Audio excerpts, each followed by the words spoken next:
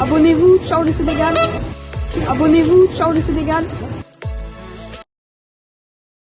maa ngi fay. yaa ngi si jàmm. sant yàlla bu baax. alors ki nga xamante ne moom moo di Amady Badiane am doom tey depuis moom moo di waay nga déplacé wu ñëw nag ban yëg-yëg nga am. waaw maa ngi nuyu yéen ñëpp loolu moom mënul woon ñàkk même bu nekkul sama diggante Wally ak Amady sama diggante Amady man sama xarit bi sama mag la.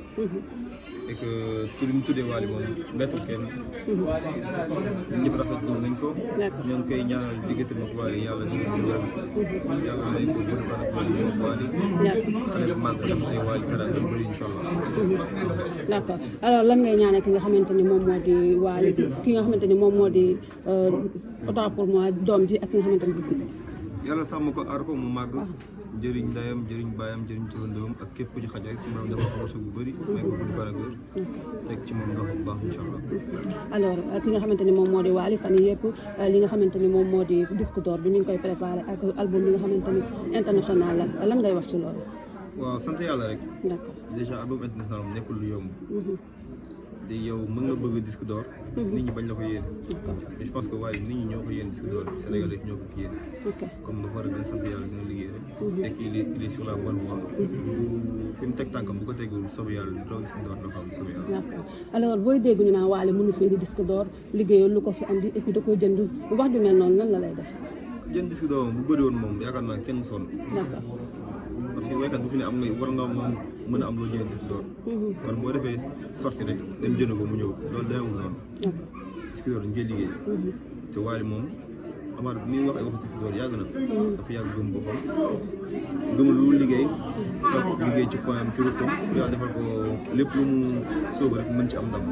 te ci yoon boobu nekk disque d'or ay jënd moom taxul kenn am ko de. d'accord nga nekk frère am moom naka lay dundee rumeur yi nga xamante ne mi ngi koy dégg tout le temps que Wally mënu ko. moom du gis yooyu moom te ñun ñi liggéey ak moom def nañ telle sorte que wax yooyu di yegg ci moom. d'accord kon moom day concentré ci liggéeyam rek. yaay la preuve bi ngi nii sorti album fekk ko sa Sénégal. d'accord parce que kaay nañu ay date rendez-vous bu yàgg pour moom. pour liggéeyam ay interview ak lépp kon moom mi ngi focus ci liggéeyam rek. d'accord alors nga am fi soxna récemment yàggu coow di bëri trop ci kaw Aline ak soxnaam naka nga dundee loolu ak nan nga ko gérer. sant yàlla rek. d'accord moom nit takk na fi jabar gisul kenn ko wis. d'accord gisul kenn ko dalal micro gisul kenn ku ñëw jëmal ba sant. man li ma am sama mariage yëpp moom mérité wu ma ko sax. yàlla moo ko def si boobu moo ko defal jàmm rek. maa ngi sant yàlla bu baax. di ñaan yàlla mu gën a dëgëral sama diggante ak sama soxna. yàlla may ko gudd fan ak wér yàlla sàmm ko aar ko teg ci moom loxo. musal ko ci pexe ak seytaane.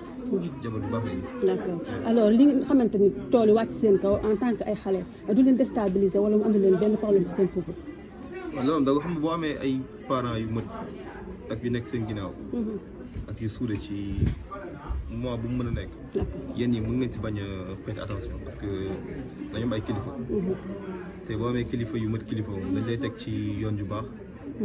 di la conseil li nga war a def di la duggaloo fi nga war a dugg ñu bañ la fa duggal. d'accord kon loolu amul problème. ok kii di délégué Amar depuis coow li am dañu gis ni que dafa nekk avocat Awa Baba Thiam di ko défendre fu mu toll ba sax ñu téye ko fee nga xamante ni moom moo di ca prison ba lan nga ciy wax.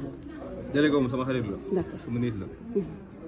bu fekkee ki muy défendre moom di ko waxal moom daanaka yónniwul kenn sax mais ku jar a défendre nit jigéen bu baax la wax. d'accord bu baax la ku tey la ku yaru la et ku bëgg waay la bëgg ma.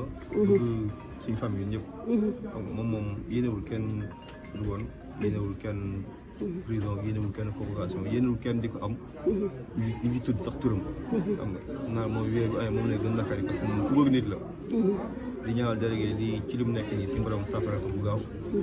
Awa yàlla may ko sutura sàmm ko aar ko ci musal ko ci pexe yu bon yi. d'accord alors ñi ngay wax ni que tout le temps délégué Amar dafa war a noppi une fois que mu génn foofu noonu yow da ngay partager ak boobu ak ñoom wala dafa war a continuer rek défendre waay. nañ ko ñaanal mu génn fu mu nekk pare rek. nañ ko ñaanal mu génn fu mu nekk pare. taxawaay nga ci am depuis lors problème amee ndax yaa ngi ciy jox ay jéego pour jàmm am wala délégué Amar génn ci. non maanaam maa ngi sama soxla rek sama sëy laa liggéeyante après le reste moom sama néew ci dëgg yàlla mu liggéeyante mooy alors ba coow li bëree trop nan nga doon dundee coow loolu yow ak sa jabar surtout moom nga xam ne moom jigéen la pression boobu yëpp dal si kaw mu daal di doogaa dugg si mariage nan nga ko doon taxawoo.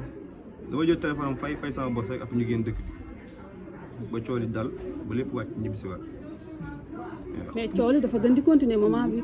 non moom moo yëg ma ko yëg ko man yëg ma ko te wax moo yëg ma ko pour parce que caméra yi taxaw de wax dëgg yàlla yëg ma ko. d'accord ak bi ngeen déggee nii ki nga xamante ni moom moo di jàngu Awa Baba Thiam dafa jël téléphone am di ci wax ay audio di ko sànni si internet bi lan la leen def loolu noonu gëm ngeen ko wala. ngir yàlla ñu ci ngénte bi bàyyi leen sama xarit bi ci ngénte la. bàyyi ko rek mu wax. merci beaucoup nag